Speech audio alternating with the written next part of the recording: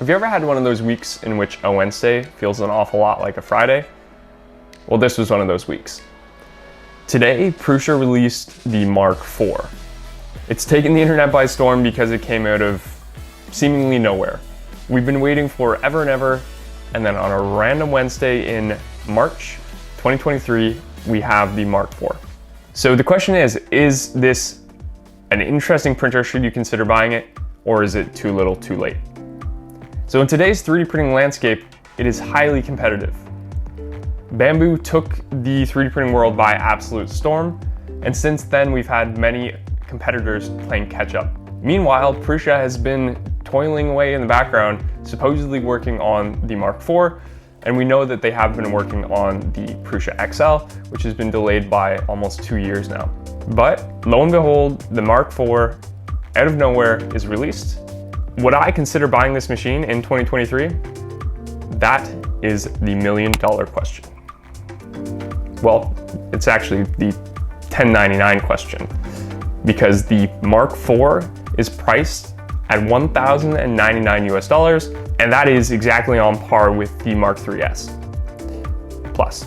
So if you had bought the Mark III's Plus yesterday, the Mark IV today, which is better in just about every way, is identical in cost.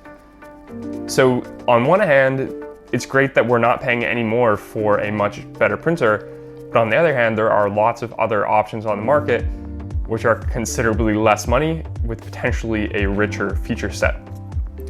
So the Mark IV is just built on the platform of the predecessor Mark III's Plus and the Mark II before that and the Mark I before that. It is a Cartesian bedslinger printer with a 250 by 210 by 220 build volume. Yes, the Mark IV does get a bump over the Mark III's Plus. So you do get 10 millimeters of extra build height, but that still falls behind the Bambu Lab X1 Carbon and P1P at 256 on all axes. So we have a slightly larger printer, and we have a much faster printer. Prusa says that you can print a Benchy in 18 minutes. On a Mark III's Plus, you would have been looking at close to an hour and a half for the same model. So we're quicker for a couple of reasons. Prusa has completely overhauled the electronics and the firmware. We're now running a 32-bit board, and that new firmware that they've developed for the 32-bit board can support input shaping. So input shaping is all the rage these days because everybody's building Vorons and running Clipper on them. But until now, Prusa has not had input shaping. With input shaping, you need an accelerometer. Does the Prusa Mark IV have an accelerometer built in? No, it does not. In fact, there is a port on the new 32-bit motherboard for the accelerometer, but there is no accelerometer by default. So the printers are going to come pre-calibrated from the factory. So that's all well and good until you decide to change your extruder, your hot end, or something that's going to change the mass of the moving components. You cannot recalibrate because there is no accelerometer. This is in contrast to the Bambu Lab setup that calibrates for resonances before every single print.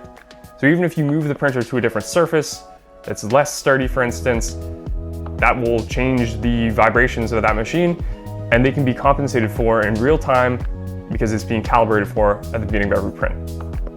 Whereas on the Prusa Mark IV, we just have to hope that how they've calibrated from factory is going to match our environment and our setup to a sufficient degree that the resonances will be compensated for. It's uncertain at this point whether Prusa will be allowing you to use third-party accelerometers like the ADXL 345, or whether they are going to sell an accelerometer kit that you could use to recalculate or recalibrate those resonances if so required. So you get the bump in speed going to the Mark IV, you get a slight bump in build volume, but you also get a lot of nice improvements to quality of life and reliability. So you have load cell homing, so it's going to home with the nozzle, and it's going to do the bed meshing with the nozzle. That way, we do not need to calculate our Z offset based on different sheet profiles. It is going to do it automatically. This is what the Bambu Lab printer does. In that environment, we don't have the option to baby step.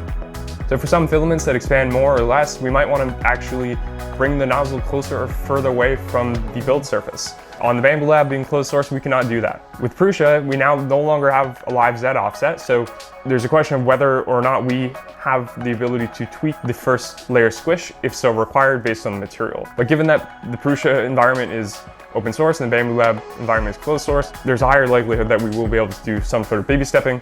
So in 2023, the Mark IV, is it enough?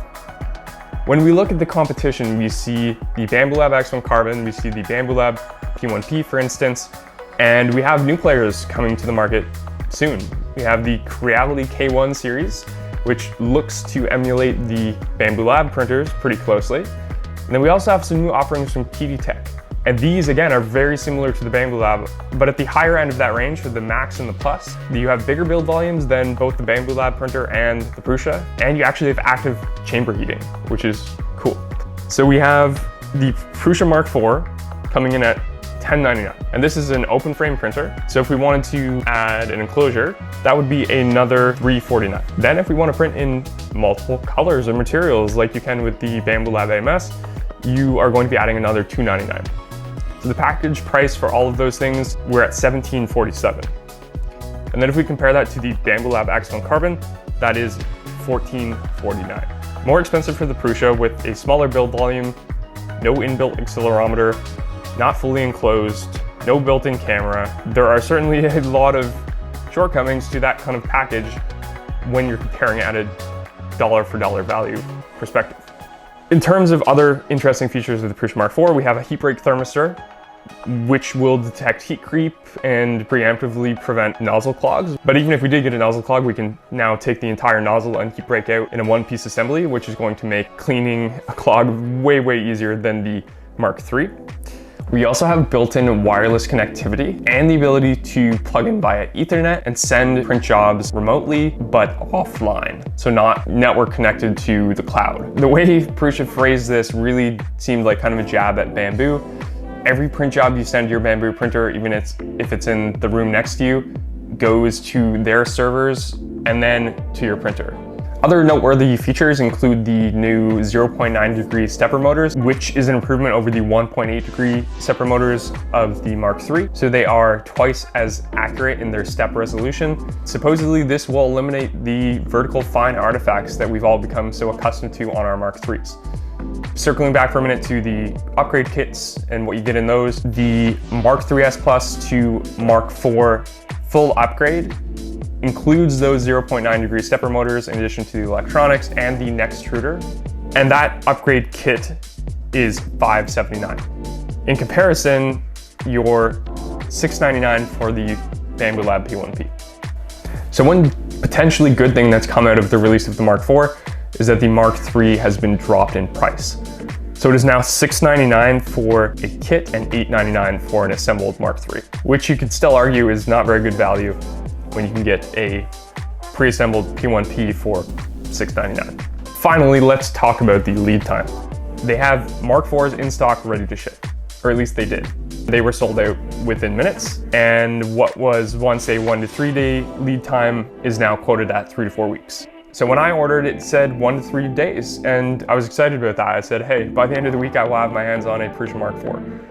And then when I went back to look at my order, I saw that the estimated delivery range was May 30th to June 5th, and it's not even April. Hopefully that's not actually the case, and that's just a logistical error on their website.